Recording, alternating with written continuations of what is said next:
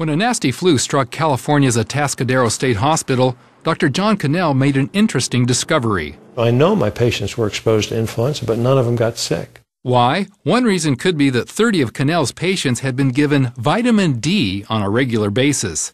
That got Cannell thinking more and more about the vitamin's benefits and safety. Child's never gotten into a vitamin D cabinet and gotten poisoned. That's happened hundreds of thousands of times with Tylenol or aspirin or other things.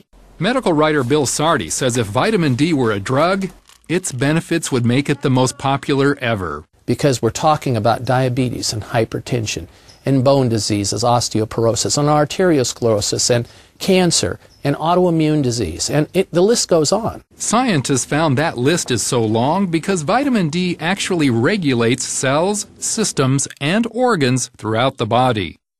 It works by turning your genes on and off, very basic function. So that's a very important fact about vitamin D that distinguishes it from any other vitamin. It's a steroid hormone. It's in a class by itself. A major question and area of controversy regarding vitamin D is sun exposure.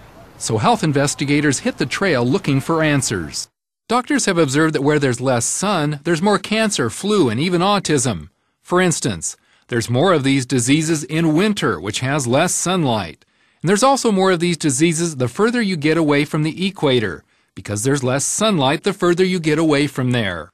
Even here in sunny California, very few people get enough sun to make sufficient vitamin D in their skin for the best of health.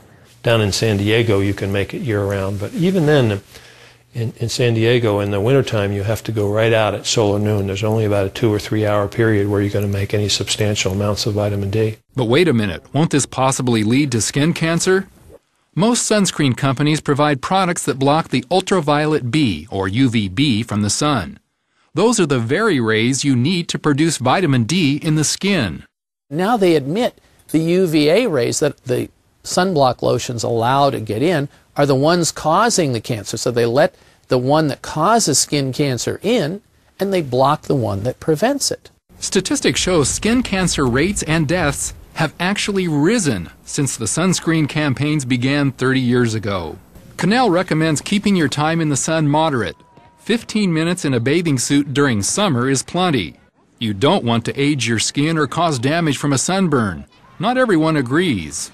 The American Academy of Dermatology website finds it appalling that anyone in good conscience could make the claim that intentional sun exposure for any length of time is beneficial.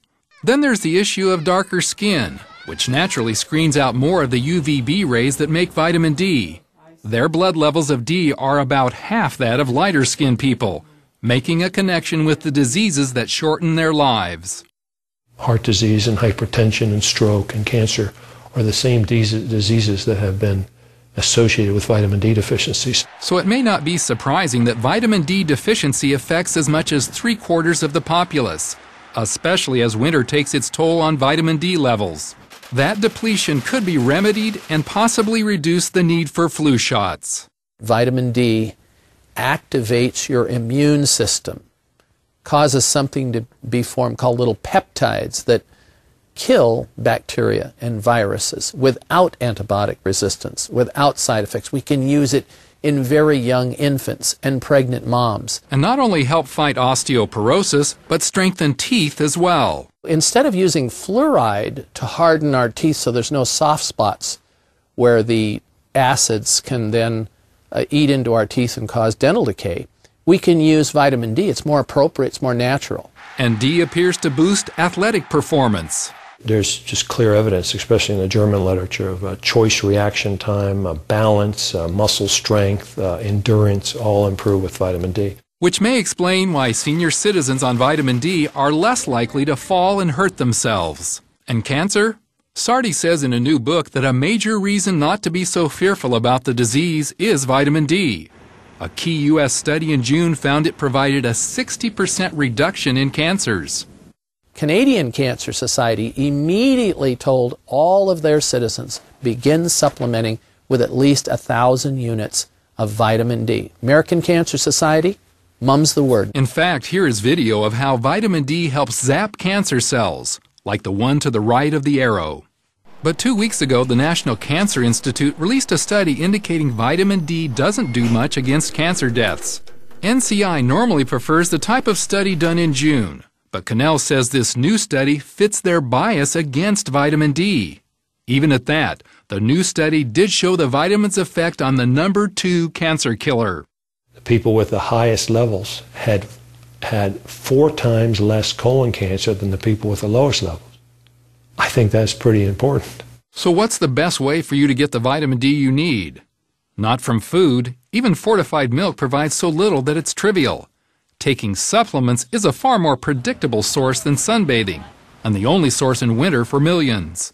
Experts suggest the best daily intake is at least 2,000 units for most kids and 4,000 for most adults.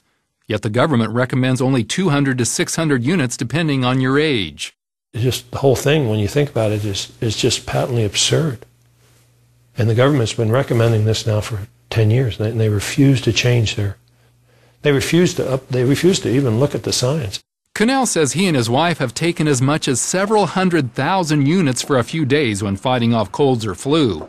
His usual daily dose is 5,000 units, a dozen times what the government recommends for him. He finds it a religious connection. Here the Lord is saying that there's a system that makes this much vitamin D this quickly, thousands of units a day from sun exposure. And here's a government over here saying you only need a couple of 100 units a day. So you can sort of ask yourself, who do you want to believe? God or the government? Galen Tethrow, CBN News.